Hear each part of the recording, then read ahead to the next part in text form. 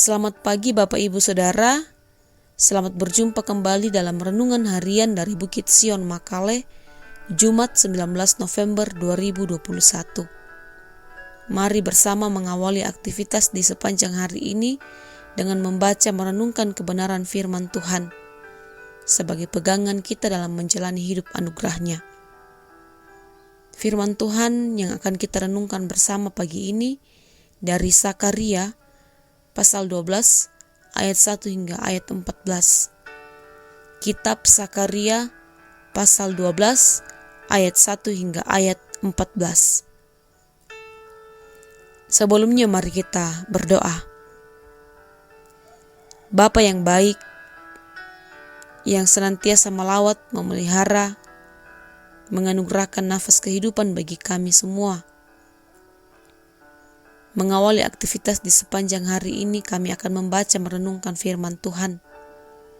Ya Roh Kudus, berkaryalah atas diri kami, memampukan untuk memahami dengan baik firman-Mu. Sekiranya kami beroleh pengajaran, pengetahuan, hikmat daripada Tuhan, dari firman-Mu yang akan kami baca dan renungkan. Boleh mengoreksi sikap hidup kami yang tidak berkenan di hadapan-Mu. Pikiran kami, hati kami, sikap hidup kami semakin hari dibaharui, semakin berkenan di hadapan Tuhan. Bersabdalah ya Bapa, kami siap membaca merenungkan firman-Mu. Dalam Kristus Yesus Tuhan. Amin. Sakaria pasal 12 ayat 1 hingga ayat 14. Pembebasan dan pembaharuan Yerusalem. Ucapan ilahi. Firman Tuhan tentang Israel. Demikianlah firman Tuhan yang membentangkan langit dan yang meletakkan dasar bumi dan yang menciptakan roh dalam diri manusia. Sesungguhnya aku membuat Yerusalem menjadi pasu yang menyebabkan segala bangsa di sekeliling menjadi pening. Juga Yehuda akan mengalami kesusahan ketika Yerusalem dikepung. Maka pada waktu itu aku akan membuat Yerusalem menjadi batu untuk diangkat bagi segala bangsa. Siapa yang mengangkatnya pastilah mendapat luka parah. Segala bangsa di bumi akan berkumpul melawannya. Pada waktu itu demikianlah firman Tuhan.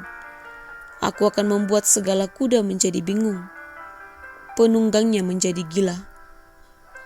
Atas kaum Yehuda, aku akan membuka mataku, tetapi segala kuda bangsa akan kubuat menjadi buta. Sesudah itu kaum-kaum di Yehuda akan berkata dalam hatinya, penduduk Yerusalem mempunyai kekuatan oleh karena Tuhan semesta alam, Allah mereka. Pada waktu itu aku akan membuat kaum-kaum di Yehuda seperti anglo, berapi di tengah-tengah timbunan kayu, dan seperti suluh berapi di tengah-tengah timbunan bulir gandum. Api keduanya akan menjilat ke kanan dan ke kiri segala bangsa di sekeliling. Tetapi Yerusalem selanjutnya akan tetap tinggal di tempatnya yang dahulu. Tuhan akan pertama-tama memberi kemenangan kepada kemah-kemah Yehuda, supaya keluarga Daud dan penduduk Yerusalem jangan terlalu bermegah-megah terhadap Yehuda. Pada waktu itu, Tuhan akan melindungi penduduk Yerusalem, dan orang yang tersandung di antara mereka pada waktu itu akan menjadi seperti Daud, dan keluarga Daud akan menjadi seperti Allah, seperti malaikat Tuhan yang mengepalai mereka. Maka pada waktu itu aku berikhtiar untuk memunahkan segala bangsa yang menyerang Yerusalem. Aku akan mencurahkan roh pengasihan dan roh permohonan atas keluarga Daud dan atas penduduk Yerusalem, dan mereka akan memandang kepada Dia yang telah mereka tikam, dan akan meratapi Dia seperti orang meratapi anak tunggal. dan akan menangisi dia dengan pedih seperti orang menangisi anak sulung. Pada waktu itu, ratapan di Yerusalem akan sama besarnya dengan ratapan atas Hadad Rimon di lembah Megido. Negeri itu akan meratap, setiap kaum keluarga tersendiri, kaum keluarga keturunan Daud tersendiri, dan istri mereka tersendiri, kaum keluarga keturunan Natan tersendiri, dan istri mereka tersendiri, kaum keluarga keturunan Lewi tersendiri, dan istri mereka tersendiri, kaum keluarga Simei tersendiri, dan istri mereka tersendiri, juga segala kaum keluarga yang masih tinggal, setiap kaum keluarga tersendiri, dan istri mereka tersendiri. Amin firman Tuhan. Dari pembacaan kita hari ini, saya memberi tema kemenangan oleh Tuhan. Kemenangan oleh Tuhan. Saudara-saudara, perikop bacaan kita hari ini adalah sebuah nubuatan. Artinya bahwa sesuatu yang akan terjadi pada waktu tertentu atau pada waktu yang akan datang. Nubuatan dalam pembacaan kita hari ini mengenai pembebasan dan pembaharuan Yerusalem, serta akan mengalami kemenangan. Yerusalem seolah seperti bejana yang berisi anggur. Banyak bangsa datang dan minum dari bejana sampai mabuk. Dengan begitu, mereka tidak mampu lagi menghancurkan Yerusalem. Yerusalem juga diumpamakan seperti batu yang besar. Siapapun yang mencoba mengangkatnya akan luka parah. Kuda-kuda yang menyerang Yerusalem sampai frustasi, bahkan menjadi gila. Kaum Yehuda pun akhirnya memuji penduduk Yerusalem karena mereka memiliki kekuatan dari Tuhan. Bahkan kaum-kaum di Yehuda digambarkan sebagai anglo berapi. Mereka menyambar ke kanan dan ke kiri dan menghabiskan segala bangsa di sekeliling, dan Yerusalem akan tetap berdiri tegak. Semua ini menekankan bahwa betapa Tuhan akan membuat Yerusalem tidak terkalahkan. Tuhan akan memberikan kemenangan kepada kemah-kemah Yehuda. Bahkan orang yang paling lemah sekalipun akan menjadi sehebat Daud. Keluarga Daud sendiri akan menjadi seperti malaikat Tuhan yang memimpin mereka. Saudara-saudara, kita tahu bahwa sekalipun Allah kerap kali murka terhadap Israel atas pelanggaran, atas dosa yang mereka lakukan, namun berkali-kali pula Allah menyatakan pembebasan bagi bangsa pilihannya.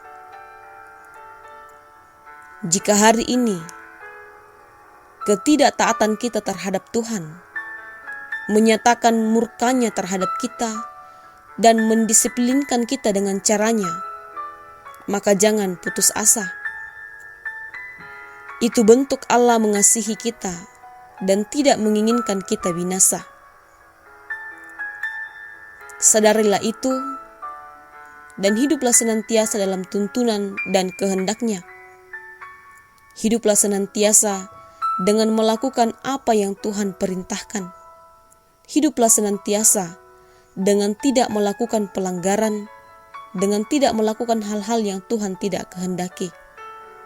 Maka kita akan menjadi orang-orang pemenang. Terpujilah Tuhan. Amin. Mari berdoa. Bapa, kami bersyukur untuk firman-Mu pada pagi ini yang boleh menguatkan kami kembali, mengajarkan kami bahwa Tuhan berdaulat atas kehidupan kami. Tuhan mengasihi kami seperti Tuhan mengasihi bangsa pilihan-Mu, bangsa Israel, dan Tuhan menyatakan kemenangan atas mereka. Kiranya kami pula dalam kehidupan ini senantiasa terus-menerus memperoleh pertolongan daripada Tuhan. Ya Bapa di sorga, mampukan kami menjadi pribadi-pribadi yang senantiasa hidup sesuai dengan kehendak Bapa. Menjadi pribadi yang terus mau dituntun oleh firman Tuhan. Kami dimampukan untuk terus mau merenungkan firman-Mu siang dan malam. Dan tentu, seperti Engkau menyatakan kemenangan bagi bangsa Israel, kami pula mengaminkan dalam kehidupan kami bahwa Tuhan yang senantiasa pula menyatakan kemenangan atas kehidupan kami. Atas apapun yang kami lakukan, atas apapun yang kami kerjakan. Ya Bapa di sorga, berkati jemaat Tuhan di sepanjang hari ini dalam berbagai tugas dan pelayanan tanggung jawab mereka masing-masing, dalam berbagai bidang kehidupan yang mereka tekuni. Sekiranya kesehatan, kekuatan, pertolongan hikmat daripada Tuhan terus menjadi bahagian hidup mereka. Kami berdoa bagi mereka yang sakit, Tuhan kiranya pulihkan. Bagi yang berduka, Tuhan kiranya hiburkan. Bagi yang dalam pergumulan, Tuhan mampukan untuk dikuatkan dalam melewati setiap pergumulan hidup tersebut. Sekiranya kami semua dalam lindungan pemeliharaan kasih daripada Tuhan. Berkati mereka yang dalam peluh mengusahakan kehidupan oleh karena kekurangan. Sekiranya kami juga dimampukan untuk mampu berbagi satu dengan yang lain. Berkati pemerintah kami dalam tugas kepemimpinan mereka sebagai wakil Allah di dunia ini. Atas hikmat daripada Tuhan, dalam kesehatian mereka, memikirkan hal yang terbaik untuk keberlangsungan hidup berbangsa dan negara.